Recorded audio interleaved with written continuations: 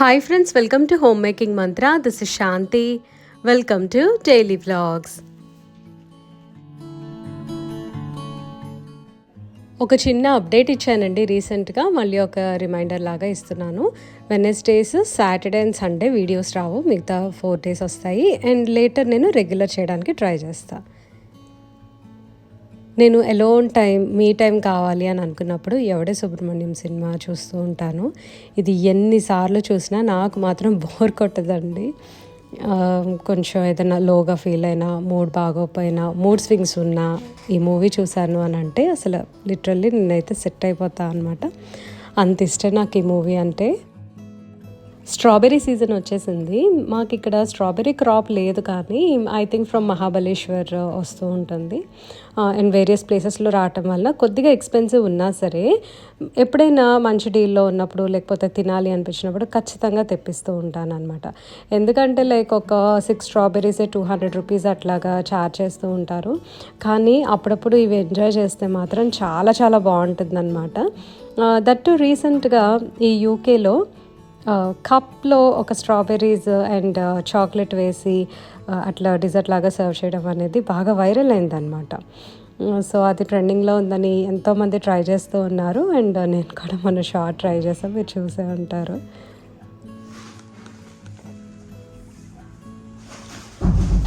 మాకు వర్షాలు పడుతున్నాయి బాగా. ఈ క్లోత్స్ అన్నీ కూడా మార్నింగ్ డ్రై చేసి మళ్ళీ ఇక్కడ వేసేసాను. ఇక్కడ తీగలు కడతాను కదా, సో అవన్నీ తీసేసాను. అండ్ కొన్ని శారీస్ ఏమో నాకు ప్లేస్ సరిపోక అవి ఎక్కడ పెట్టాలి అని చెప్పి అక్కడ ఉంచేసా. అండ్ నెమ్మదిగా కొంచెం ఈ డెకార్ని అప్గ్రేడ్ చేసుకుంటున్నా, సో దట్ నాకు కూడా కొంచెం బాగుంటుంది అని. ఇవన్నీ యాజ్ యూజువల్లే మీరు చూస్తూనే ఉంటారు. అండ్ నేనేమేమి అప్గ్రేడ్ చేశాను అనేది డెఫినెట్గా మీకు చూపిస్తాను. సిద్ధుకి నాకు ఎగ్ టొమాటో కర్రీ చేశాను. మా హస్బెండ్కి ఏమో ఇలా విడిగా నేను కొంచెం టొమాటో కర్రీ తీసి ఉంచేసాను అనమాట. అందుకే ఇందులో కొంచెం కూర తక్కువలాగా అలా ఏం లేనట్టుగా అనిపిస్తూ ఉంది. సో తనకి ఓన్లీ టొమాటో కర్రీ అండ్ మేమేమో ఎగ్స్ వేసుకున్నాము. యాప్ నుండి కొన్ని గ్రోసరీస్ తెప్పించుకున్నా అనమాట. మన జెప్టో, బ్లింకిట్ ఇవన్నీ ఉంటాయి కదా.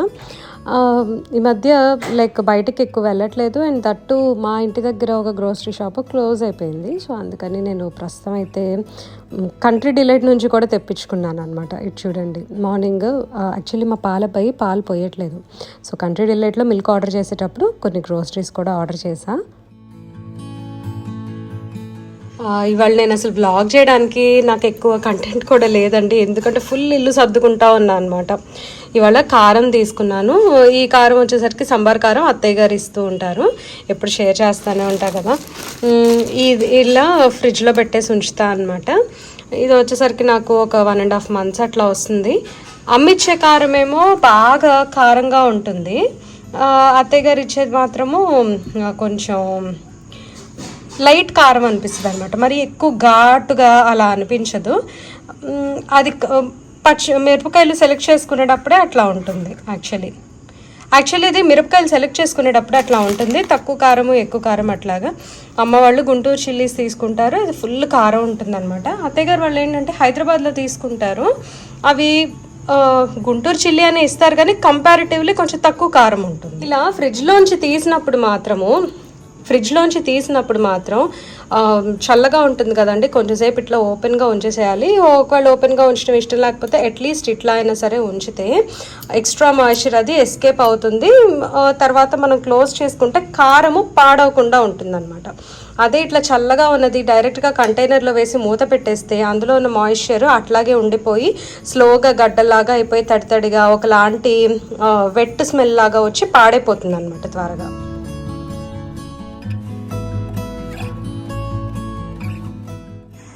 కొన్ని అవసరం లేని వస్తువులన్నీ తీసేసాను. లైక్ ఎక్స్ట్రా గ్లాస్ జార్స్ అవి వస్తూ ఉంటాయి కదా, అవి తీసేసాను. అండ్ ఈ కప్స్ ఒకటి నేను ఇన్స్టామార్ట్లో ఆర్డర్ చేసుకున్నా అండి. ఇవి వచ్చేసరికి ఫ్రమ్ హోమ్ సెంటర్. ఇది నేను ఎందుకు ఆర్డర్ చేసుకోవాల్సి వచ్చిందో చెప్తాను మీకు. ఒకసారి చూడండి ఇవి నేను ఐ థింక్ ఒక 6 months క్రితం అట్లా కొన్నాను అనమాట.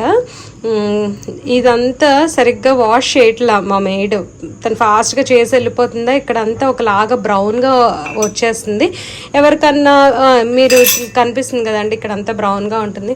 ఎవరన్నా వచ్చినప్పుడు టీ ఇవ్వాలంటే చాలా ఎంబారసింగ్గా అనిపిస్తుంది. అండ్ అట్లాగే నాకే తాగాలంటే ఆ డర్టీ కప్స్ లాగా అనిపిస్తుంది. ఇక్కడంతా బాగానే ఉంటుంది, కిందే బాగోటలేదు.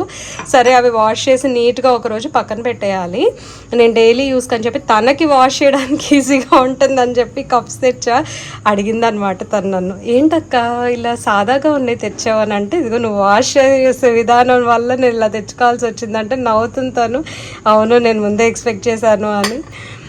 ఇది కప్ సెట్ వచ్చేసరికి నాకు 1000 రూపీస్ పడింది. Porcelain ceramic. ఇదైతే oven safe, dishwasher safe ఏది కాదండి. మనం ఏం పెట్టలేము దేంట్లో కూడా, నాట్ సేఫ్. ఫ్రీజర్ కూడా. సో ఇవి మనం ఎందుకు నాట్ సేఫ్ అని అంటే, ఈ మెటల్ లైనింగ్ ఇచ్చారు చూసారా, ఈ గోల్డ్ కలర్ మెటల్ లైనింగ్, దీని వలన మనం మైక్రోవేవ్లో పెట్టడానికి కుదరదు. ఒకవేళ పెట్టాము అని అంటే ఇట్లాగా స్పార్క్ లాగా వస్తుంది అనమాట. అది మైక్రోవేవ్కి మంచిది కాదు. ఒక్కొక్కసారి ఫైర్ అయ్యే ఛాన్స్ ఉంటుంది.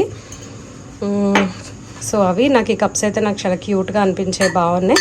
1000కి set of 6 Home Centre quality అంటే చాలా మంచి డీల్ అనమాట.